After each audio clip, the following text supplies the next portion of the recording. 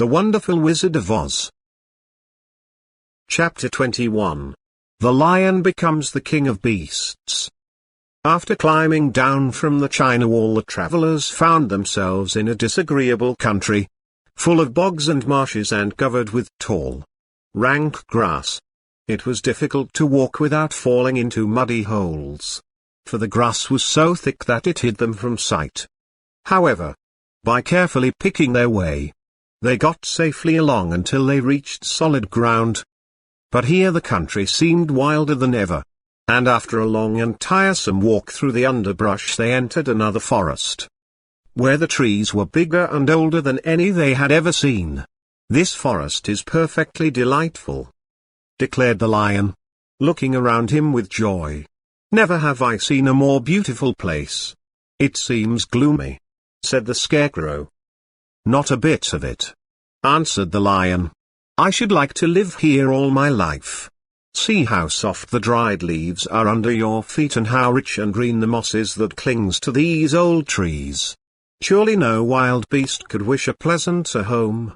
"Perhaps there are wild beasts in the forest now," said Dorothy. "I suppose there are," returned the lion, "but I do not see any of them about." They walked through the forest until it became too dark to go any farther. Dorothy and Toto and the lion lay down to sleep, while the woodman and the scarecrow kept watch over them as usual. When morning came, they started again.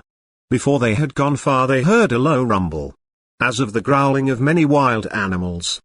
Toto whimpered a little, but none of the others was frightened, and they kept along the well-trodden path until they came to an opening in the wood, in which were gathered hundreds of beasts of every variety. There were tigers and elephants and bears and wolves and foxes and all the others in the natural history. And for a moment Dorothy was afraid. But the lion explained that the animals were holding a meeting, and he judged by their snarling and growling that they were in great trouble. As he spoke, several of the beasts caught sight of him, and at once the great assemblage hushed as if by magic. The biggest of the tigers came up to the lion and bowed, saying, "Welcome, O King of Beasts. You have come in good time to fight our enemy and bring peace to all the animals of the forest once more." "What is your trouble?" asked the lion quietly. "We are all threatened," answered the tiger, "by a fierce enemy which has lately come into this forest. It is a most tremendous monster, like a great spider, with a body as big as an elephant and legs as long as a tree trunk. It has 8 of these long legs, and as the monster crawls through the forest he seizes an animal with a leg and drags it to his mouth, where he eats it as a spider does a fly. Not one of us is safe while this fierce creature is alive. And we had called a meeting to decide how to take care of ourselves when you came among us." The lion thought for a moment. "Are there any other lions in this forest?" he asked. "No.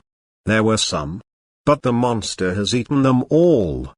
And, besides, they were none of them nearly so large and brave as you. If I put an end to your enemy, will you bow down to me and obey me as king of the forest?" inquired the lion. "We will do that gladly," returned the tiger. And all the other beasts roared with a mighty roar, "We will." "Where is this great spider of yours now?" asked the lion. "Yonder, among the oak trees," said the tiger, pointing with his forefoot. "Take good care of these friends of mine," said the lion, "and I will go at once to fight the monster." He bade his comrades goodbye and marched proudly away to do battle with the enemy. The great spider was lying asleep when the lion found him, and it looked so ugly that its foe turned up his nose in disgust. Its legs were quite as long as the tiger had said, and its body covered with coarse black hair.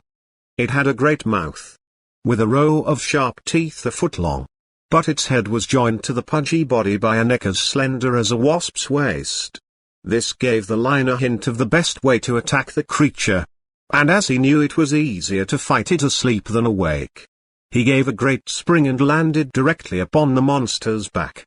Then, with one blow of his heavy paw, all armed with sharp claws, he knocked the spider's head from its body.